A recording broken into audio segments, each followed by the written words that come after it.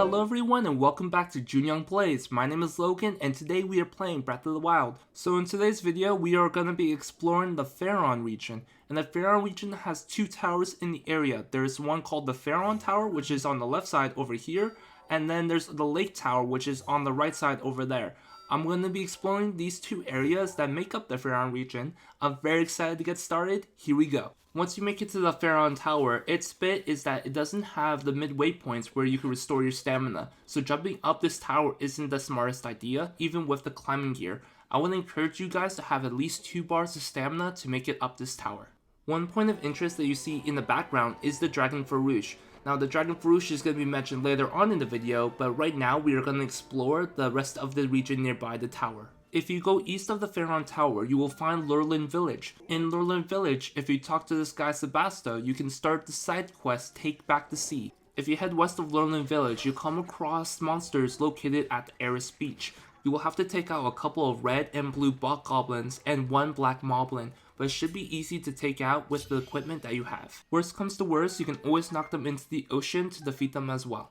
Another side quest you can do while in Lurelin Village is help Sebasto's wife, Kiana, make seafood paella. In order to make seafood paella, you need to get goat's butter and also a hardy blue shell snail. Goat's butter does not spawn naturally in the wild, so you will have to go to a market in order to buy it. You can find one in Kakariko Village. Unlike goat's milk, a hardy blue shell snail can be spawned in the wild. You can find one nearby the beach of Lurelin Village. Afterwards, return to Kiana and you'll not only be rewarded 50 rupees for your trouble, you'll also be rewarded the seafood paella. Finally, you can also find the gambling house inside of Lurelin Village. If you decide to participate in the gambling house, you can pay 10, 50, or 100 rupees for a 1 in 3 chance to win money. Buying in at 10 or 50 rupees gives you a chance to double your money. Paying 100 rupees, however, will triple it. However, only one of these chests will have the jackpot you are looking for, the other 2 will only have 1 rupee. If you feel like Lady Luck is on your side, this might be a good opportunity to gain quick money. However, I know myself and I know for a fact Lady Luck is not on my side, so guess what? I don't think so. Also problematic, look at this body. It looks like a 17-year-old. I mean, I guess that Link is canonically 117 because this does take place 100 years later, but still, the principle still applies. Also, there are plenty of other ways in order to make money, like play matchmaker for this Gerudo and Hylian. Boy really tried to give me 20 rupees and then got bullied to pay 100. She's gonna eat you alive, my guy.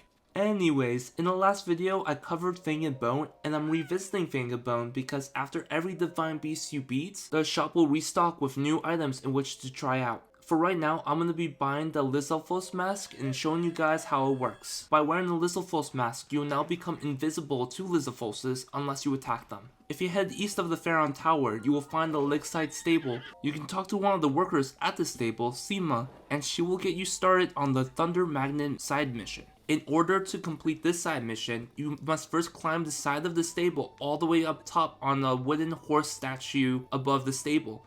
Embedded in the wooden horse statue is going to be a woodcutter's axe. Now this is important because in the Faron region, torrential downpours are very common, meaning that lightning will come down and strike any metal object. All you need to do is remove the woodcutter's axe off the stable and return back to Seema. She'll be so grateful that you took off the lightning rod off of the stable that she'll give you the rubber helm. Using your knowledge that metal attracts electricity, you can use the lightning rod method to unlock a shrine east of the lakeside stable. By entering this shrine, you'll be rewarded the rubber tights. Unfortunately, you will not be able to get the rubber armor until you explore the Hebra region. Another cool fact about this shrine is that if you stay in the area, it will be a perfect opportunity for you to farm dragon parts. The Dragon Farosh will fly over this area every night, so come back here and harvest his parts if you can.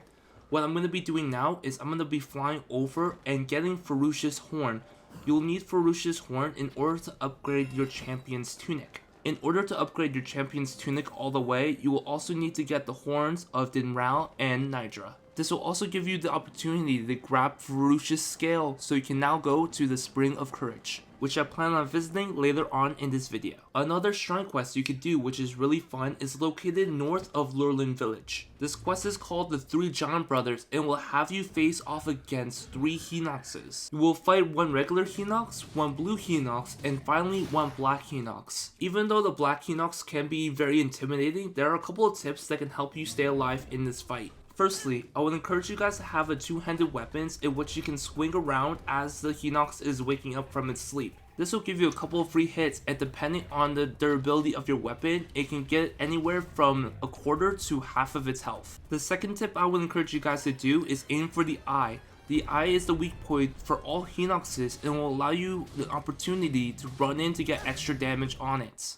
Thirdly, I want to encourage you guys to find any other weak points that the Hinox may have. For example, he is wearing a metal brace, so by hitting him with an electrical item, it will stun him. If the Hinox is wearing a wooden brace, do the same thing but with a fire weapon. By doing this, the Hinox will catch on fire and add more chip damage. Lastly, what you can do is have the Hinox swing at you, making it easier to hit its eye.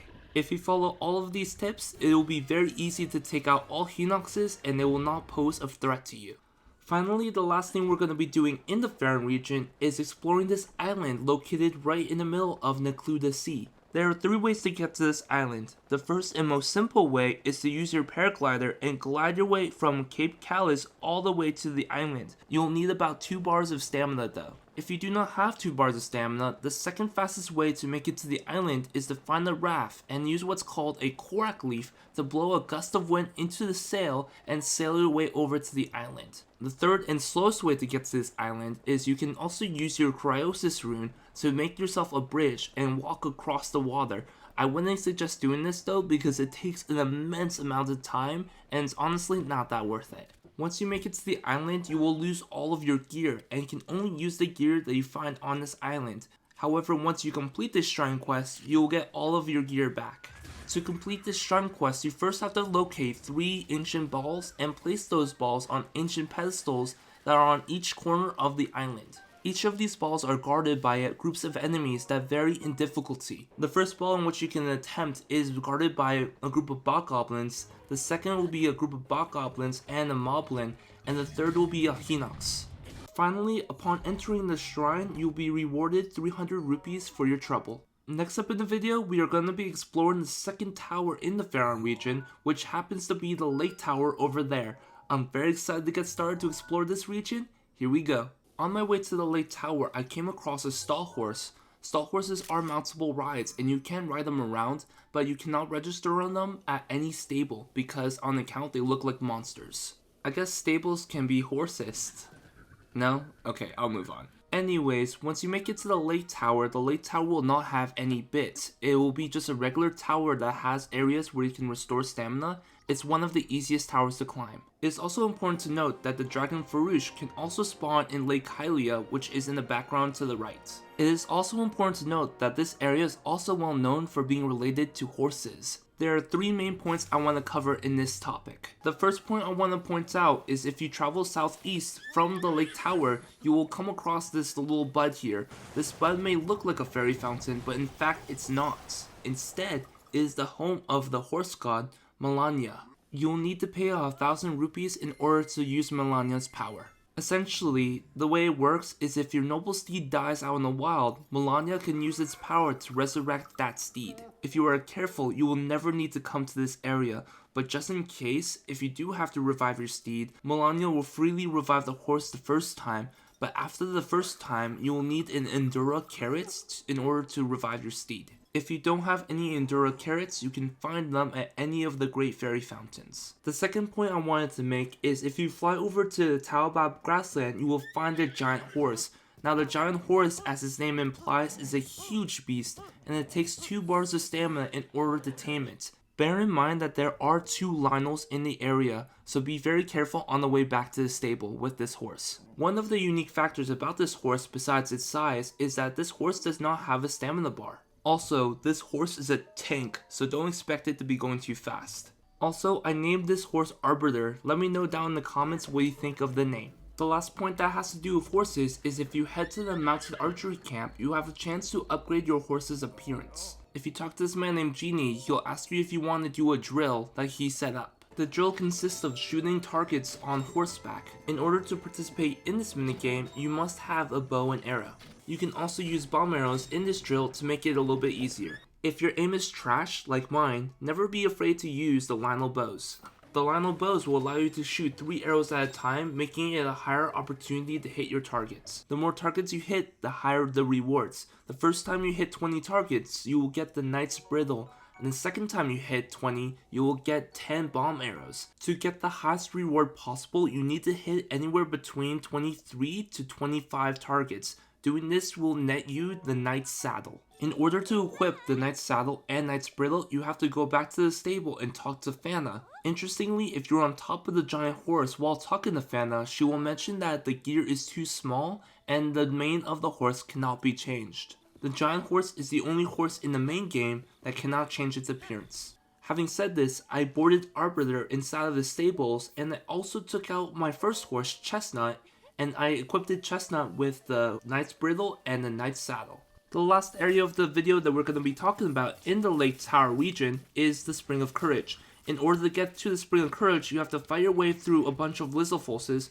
who have electrical arrows. This will also be the last time we mention the springs. We have visited all the springs in the game, which consist of the Spring of Wisdom, the Spring of Power, and now the Spring of Courage. Bear in mind, in order to access the shrines behind the springs, you must first have the required Dragon Scale. For the Spring of Courage, you will need Niger Scale. For the Spring of Power, you need Dinral Scale. And finally, for the Spring of Courage, you will need Ferocious Scale. I'm also going to be upgrading my health because eventually down the line I'll need as much health as I can in order to retrieve something that will be mentioned on in a later video. Also, if you have purchased the DLC version of this game, there is a DLC hidden item underneath the claw off to the left side of the Spring of Courage. Once you open up the EX chest, you'll be rewarded Ravio's hood.